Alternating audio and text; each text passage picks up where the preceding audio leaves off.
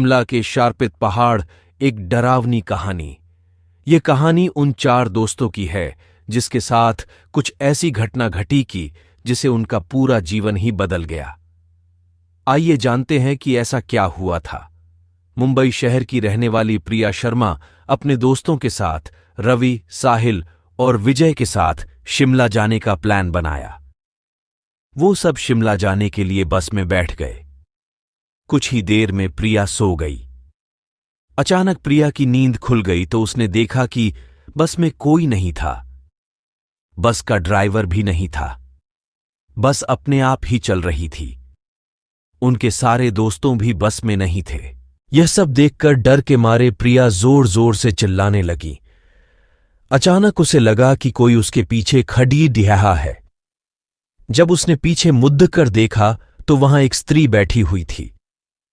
उस स्त्री का चेहरा जला हुआ था। ऐसा लग रहा था कि किसने उसके चेहरे पर एसिड फेंका हो। ऐसा भयंकर चेहरा देखकर प्रिया ने चिल्लाना शुरू कर दिया, बचाओ, बचाओ, बचाओ। और अचानक प्रिया की नींद उड़ डाच गई। वो एकदम डरी हुई और पसीने से पूरी भीग गई थी। पास में बैठे हुए विजय ने पानी की बोतल दी और बोला, शायद तुम्हें कोई सपना देखा होगा। थोड़ी ही देर में सब शिमला पहुंच गए और एक होटल पर रात बिताने के लिए गए। दूसरे दिन वो सब साथ में मिलकर होटल के पास वाले पहाड़ पे घूमने जाने का नक्की किया। करीबन आधे घंटे में वो सब पहाड़ की सबसे ऊंची शिखर पर पहुंच गए। वहीं से नीचे देखने पर घने लीलेछम पेड़ पौधे काफी सुंदर दिख रहे थे। अचानक साहिल चौंक गया और बोला, नीचे देखो, कोई खड़ा है, लगता है कोई स्त्री है। विजय और रवि भी देखने लगे, लेकिन उन्हें कोई दिख नहीं रहा था और बोले, तू पागल हो गया है क्या? इस घने जंगल में कोई स्त्री कैसे आ सकती है? तुम्हें शायद कोई भ्रम हुआ होगा। उसके बाद वह सब खुली जगह पर चले गए। रात होने वाली थी, इसलिए वह सबने पहाड़ पर ही रुकने का निर्णय किया। इसलिए उन सबने वहां पर ही तंबू लगाया और खाने पीने के लिए सामान बाहर निकाला। प्रिया की बैग तंबू के बाहर थी, इसलिए वह लेने के लिए बाहर गई तो वहां पर उसे किसी की आवाज सुनाई दी। प्रिया उस आवाज की ओर अपनी नजर घूम आती है तो उन्हें सामने से कोई 3 आदमी आते हुए दिख रहे थे। उनके हाथ में धारदार हथियार देखकर प्रिया डर जाती है और दौड़ के तंबू के अंदर आ जाती है। उसने अपने दोस्तों से भी ये बात की, लेकिन कोई उसकी बातों पर विश्वास नहीं कर रहे थे। प्रिया चिल्लाकर बोली, आप सब पागल हो गए हो क्या? कोई भी मेरी बातों पर भरोसा नहीं कर रहा है। चलिए मेरे साथ बाहर, मैं आपको बताती हूं। वो सभी बाहर आके शिखर की टोच से नीचे देखने लगते हैं। उतने में ही उन सभी को लगता है कि कोई 3 लोग उनकी ओर बढ़ रहे हैं। यह सब देखकर वो सभी डर जाते हैं और तुरंत ही अपना अपना सामान समेटने लगते हैं और बड्ढे से पत्थर के पीछे जाके छुप जाते हैं। थोड़ी ही देर में वो सब ऊपर आ जाते हैं।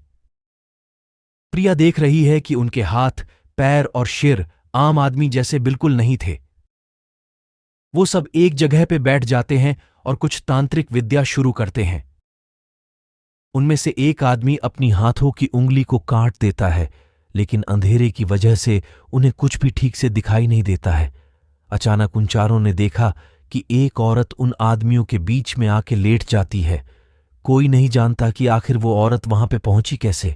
प्रिया ने कहा, मुझे कुछ समझ नहीं आ रहा है, आखिर यह सब हो क्या रहा है?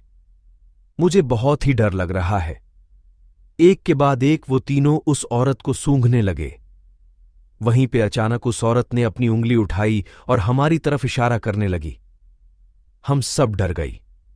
वो तीनों उस औरत को छोड़ी अचकर हमारी ओर बढ़ने लगे। हम सब पहाड़ी से नीचे होटल की ओर दौड़ने लगे। हमारी आवाज सुनकर वो तीनों हमारी ओर दौड़ने लगे। प्रिया और साहिल सबसे आगे थे और विजय और रवि उनके पीछे दौड़ रहे थे। प्रिया और साहिल होटल तक पहुंच गए, लेकिन रवि और विजय का कोई पता नहीं चल रहा था। हमने होटल वालों से उनके बारे में सभी बातें की तो उन लोगों ने कहा कि उस पहाड़ा पे कोई नहीं जाता है, वो पहाड़ा शार्पित है। जो भी वहां जाता है वो कभी वापस नहीं आता है। आपकी किस्मत अच्छी थी कि आप अभी जिंदा है। लेकिन हमारे दोस्त रवि और विजय कभी भी वापस लौट के नहीं आए।